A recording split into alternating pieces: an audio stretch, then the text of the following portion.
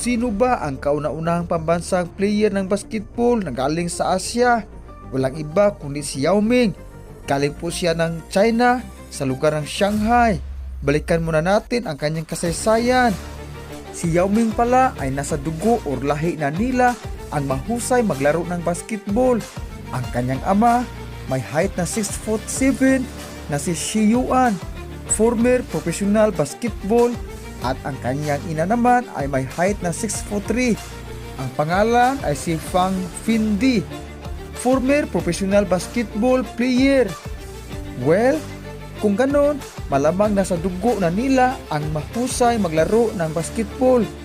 Si Yao Ming nagsimula siyang maglaro ng basketball ay 9-year-old pa siya at mayroon ng height na 5'5". Ang sabi ng doktor ay aabot ang kanyang